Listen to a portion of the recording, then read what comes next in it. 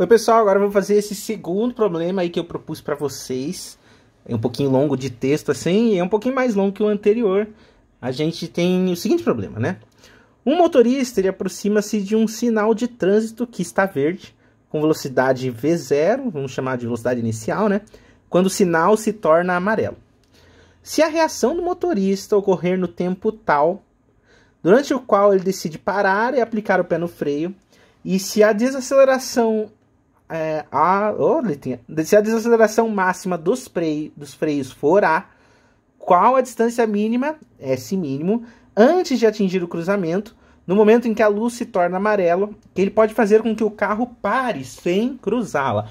Veja se você entendeu o problema. Eu vou colocar, como todo problema de física que é bem interessante, começar colocando nome para as variáveis, né? Eu acho que isso ajuda bastante.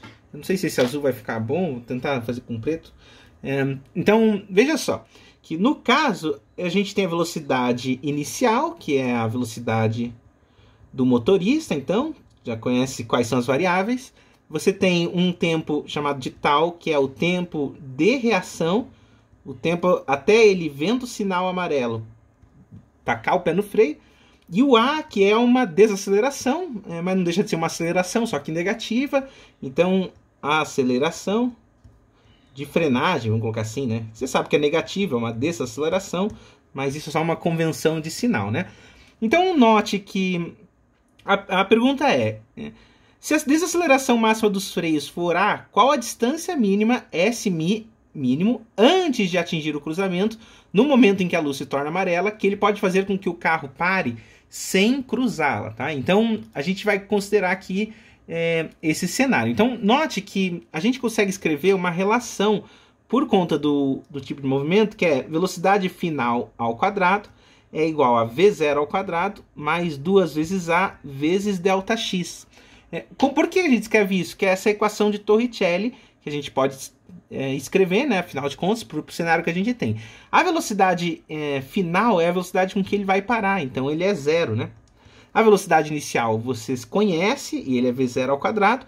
A aceleração, eu vou colocar como, por ser negativo, eu vou colocar o sinal aqui, ó, e deixar esse A como o módulo, tá? Então eu já vou colocar o sinal menos 2, e esse valor vai ser a distância, eu vou chamar XB, é a distância de frenagem. Então, note algumas coisas que já começam a aparecer quando a gente fala de mecânica clássica, isso às vezes incomoda um pouco quem é mais iniciante nisso.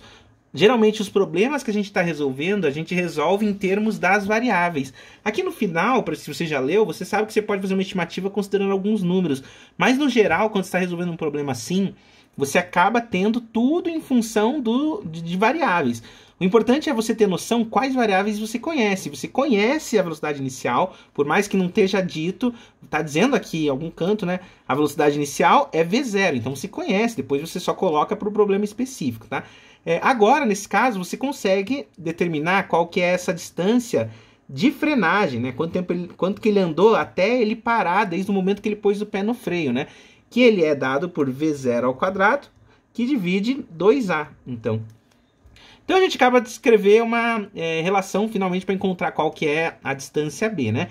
Agora, claro que existe uma distância que ele andou em movimento retilíneo uniforme, né? Que era quando não tinha aceleração. Lembre-se que quando ele estava com velocidade inicial, supostamente sem acelerar, né? A partir do momento que ele começa a frear, do começo do movimento até o momento que ele começa a frear, passa-se um tempo tal e ele anda uma posição. Eu vou chamar essa posição de XR, ó. E quanto que ele vale?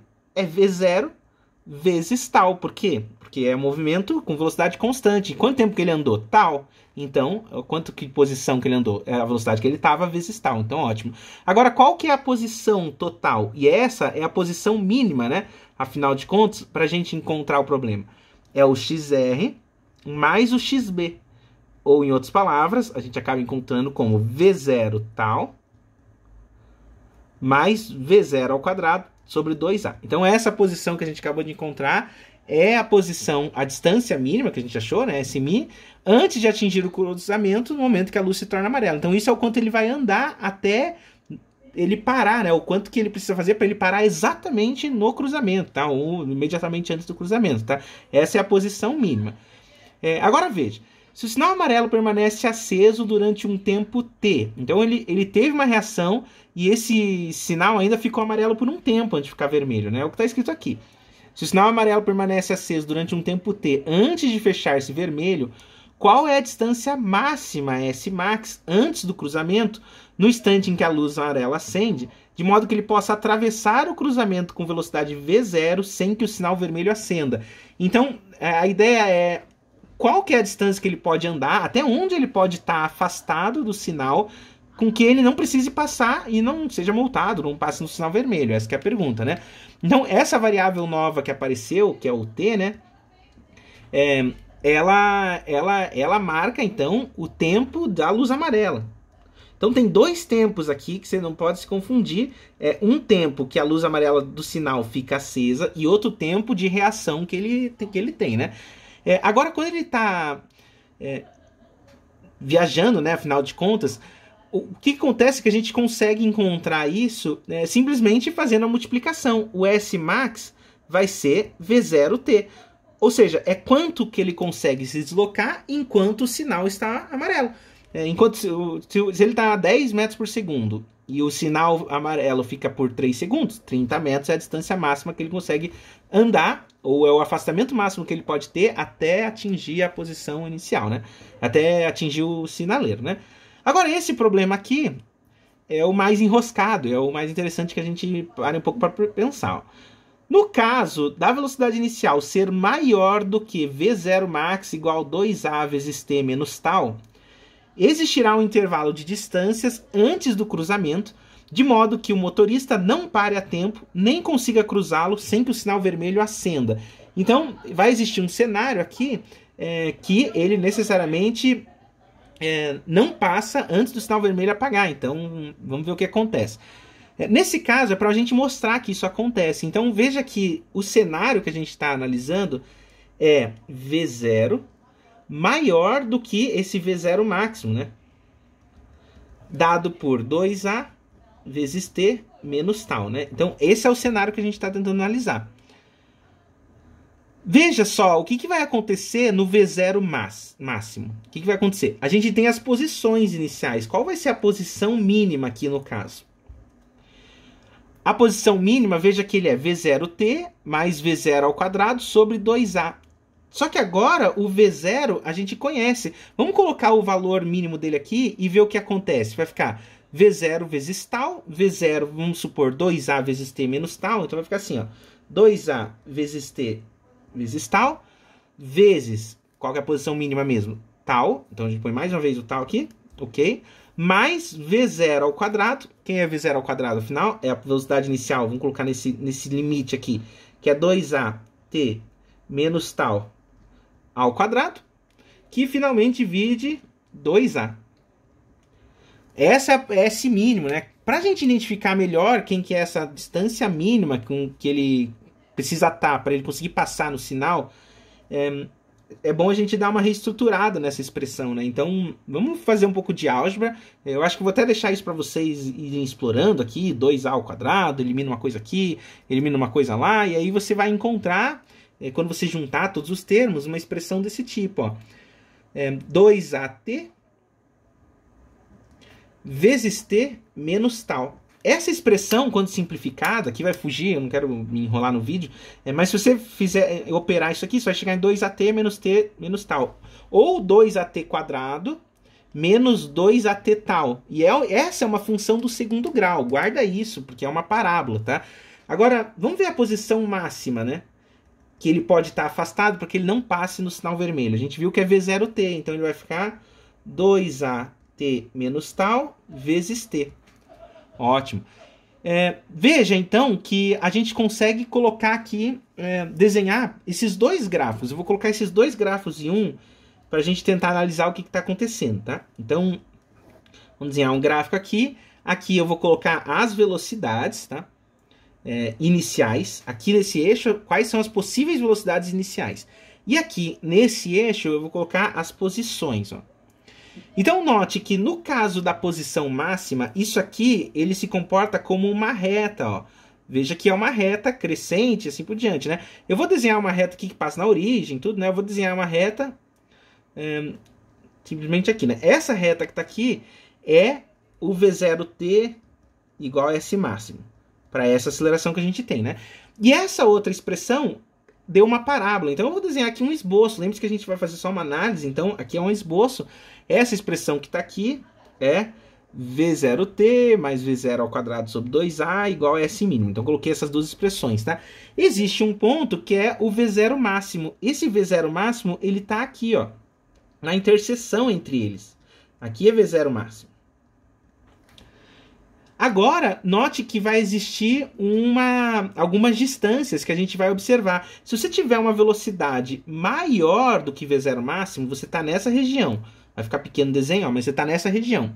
Nessa região, você tem as posições S num intervalo, ó, que é esse intervalo que a gente tem aqui. Esse intervalo que vem daqui até aqui, ó, ele marca para mim a distância, vamos colocar assim, distância, ou a amplitude da distância, né? Qual que é o intervalo de distância, vamos colocar assim, onde a luz vermelha vai acontecer de qualquer forma, tem? Então, aqui, nesse caso, é onde a gente tem necessariamente o carro passando no sinal vermelho, né? E agora, veja, o que a gente pode colocar aqui? Nesses pontos que o S for maior que o S máximo, vou só explicar, não vou escrever para não ficar uma bagunça. Nesse ponto que o S é maior do que o S máximo, a gente tem que ele pode passar a luz sem ter problema nenhum. E se o S for menor do que S mínimo, o que vai acontecer é que ele não vai parar a tempo, né? Então essa que é a conclusão que a gente acaba percebendo, né? E de fato vai existir um intervalo de distância, que é justamente esse intervalo que está entre S máximo e S mínimo, né? Que são os dois cenários possíveis, né? Agora, qual que é o intervalo, afinal de contas? Então, é entre S máximo e S mínimo.